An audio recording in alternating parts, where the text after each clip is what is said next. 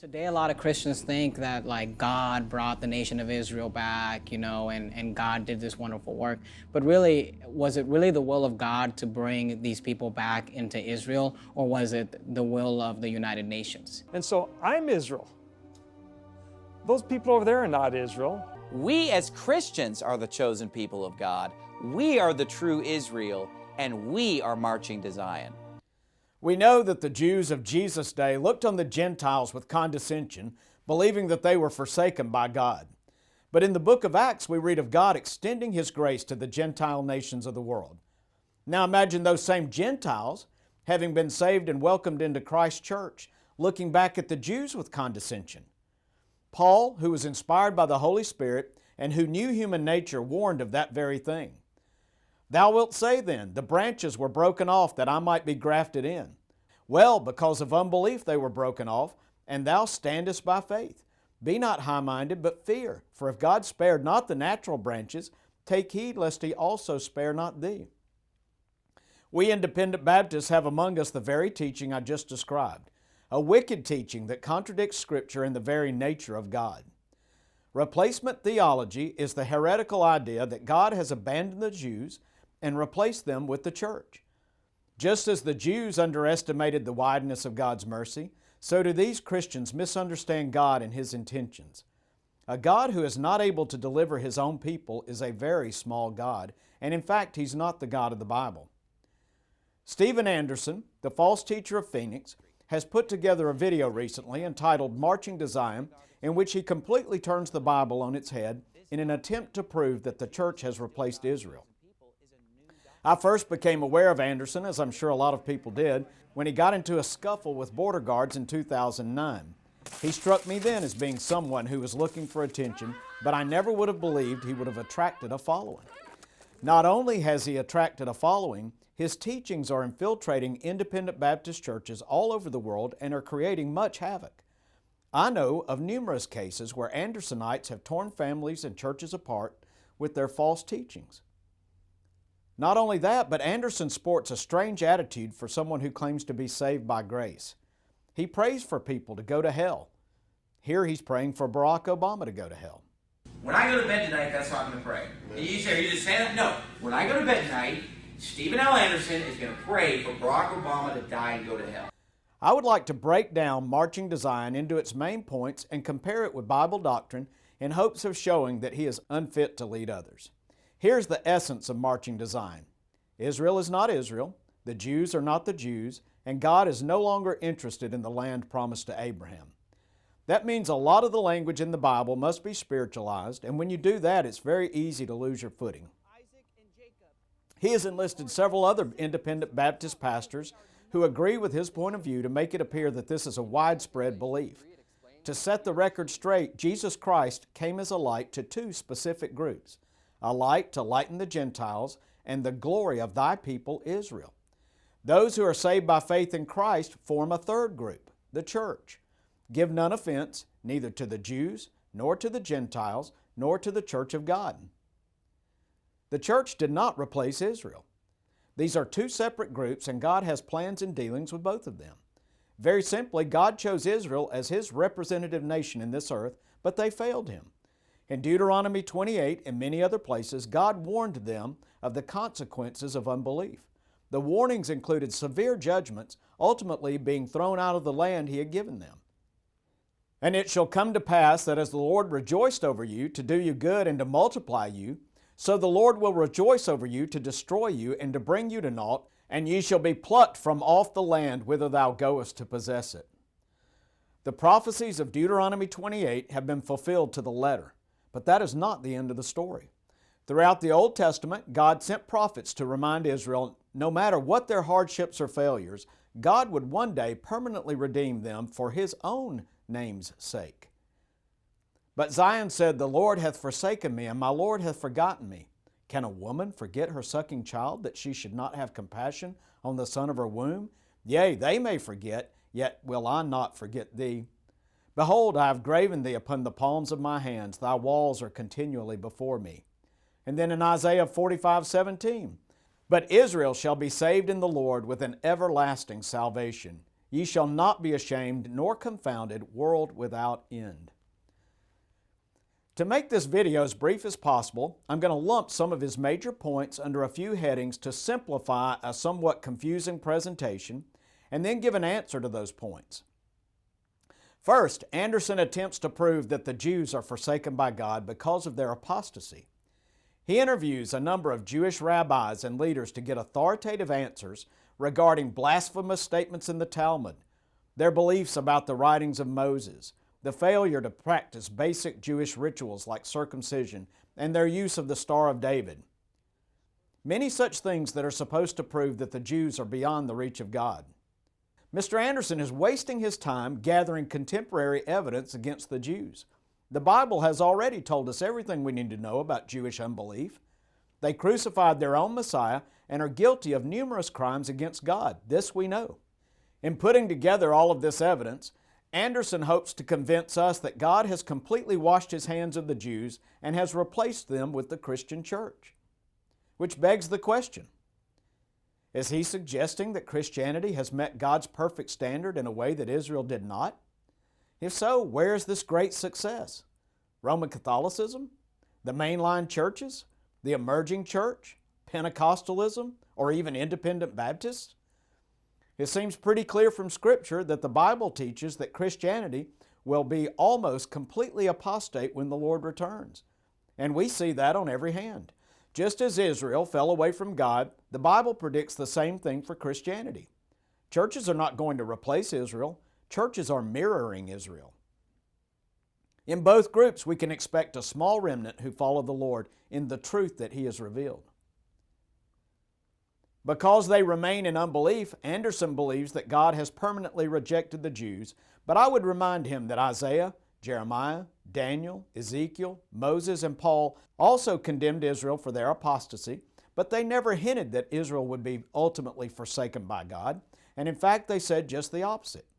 Jesus Christ lived in a day when Jews were consumed by factions, unbelief, and hardness of heart, yet His last words on the cross prove that He was no follower of Stephen Anderson. Father, forgive them, for they know not what they do. Anderson believes it's right to hate those who oppose the truth. Let's think about others who have hated the Jews. The Egyptians, the Assyrians, the Babylonians, Roman Catholics, Hitler, Palestinians, liberals, antichrists of every type. I don't want to be numbered with that crowd. Furthermore, God doesn't hate the Jews. Moses didn't hate the Jews. Jesus and Paul didn't hate the Jews.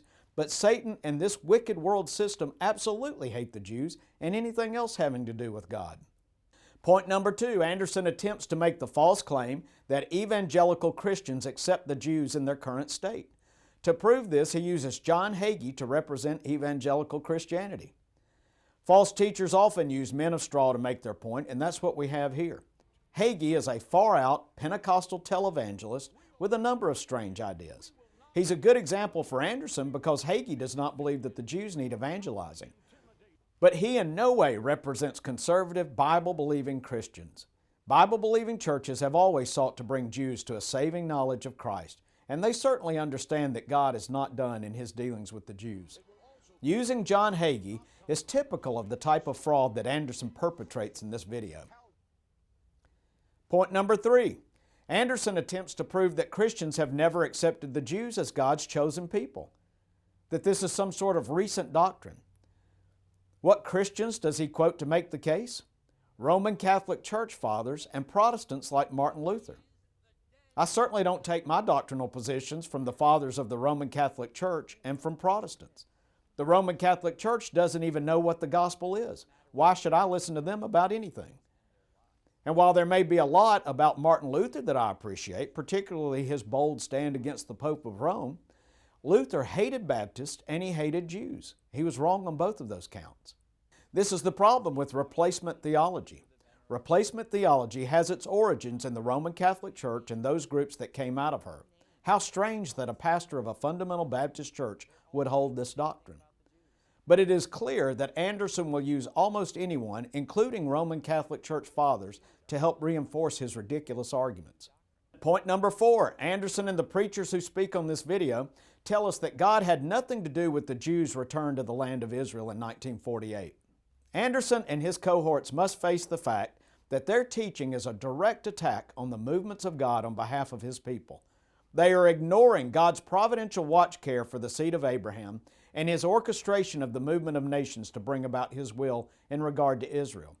The truth is, God has brought Israel from the four corners of the earth for His final dealings with them in the very land that He promised them. There has never been a miracle any greater than this, that God punished His people by forcing them to wander this earth where they were persecuted but not destroyed, only to bring them back as He promised. I often point to this astonishing turn of events to help others see the hand of God working in this world today. I firmly believe that it is a proof that the end of things is at hand.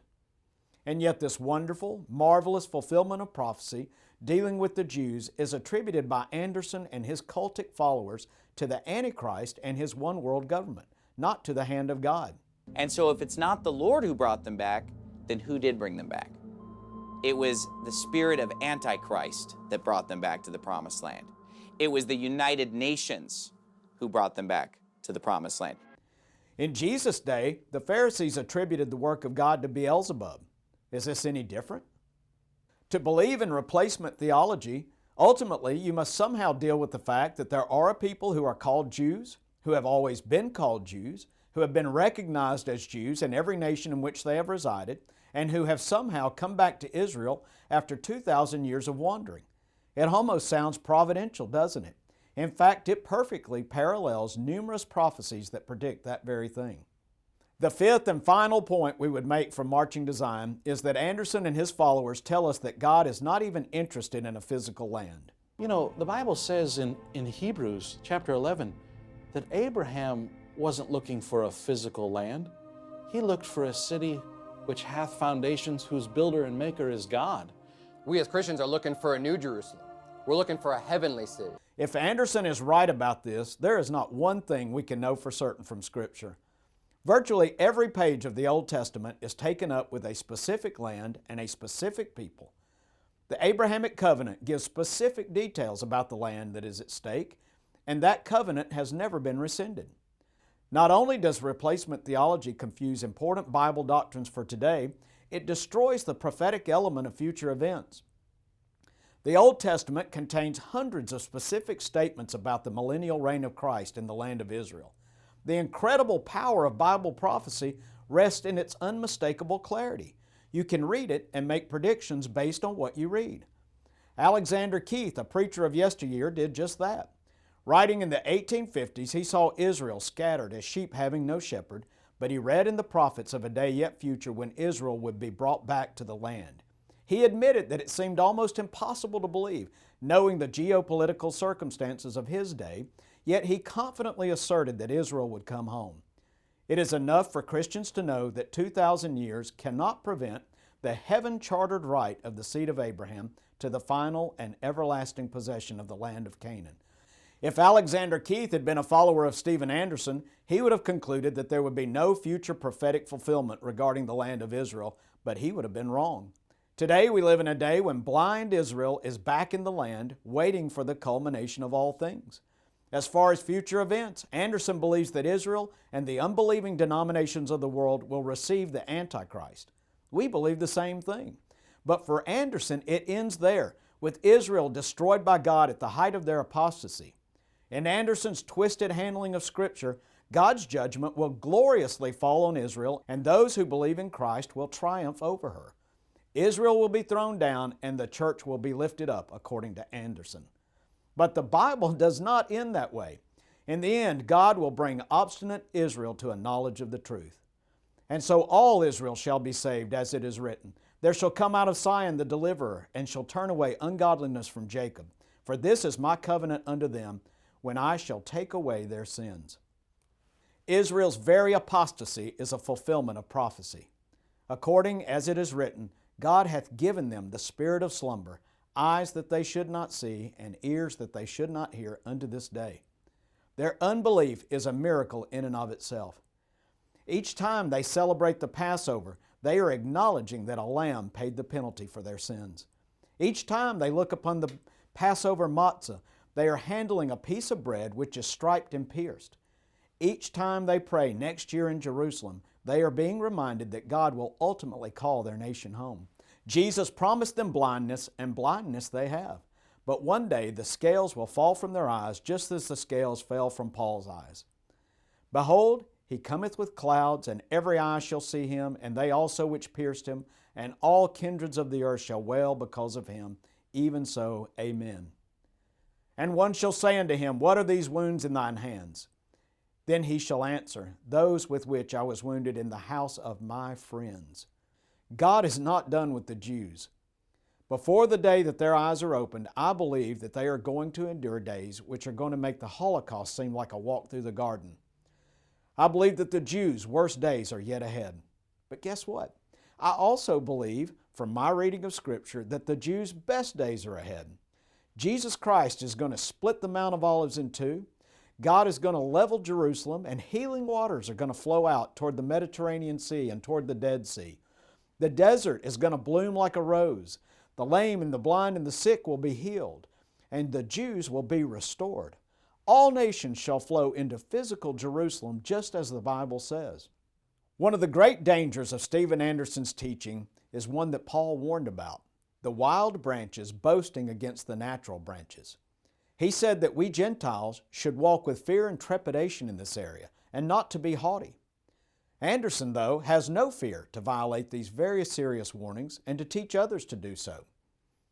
Anyone who could read the Old Testament and compare it with the New Testament and come away with the idea that God is finished with Israel is not qualified to teach Sunday school to first graders, much less pastor a church. He has proven himself to be a false teacher.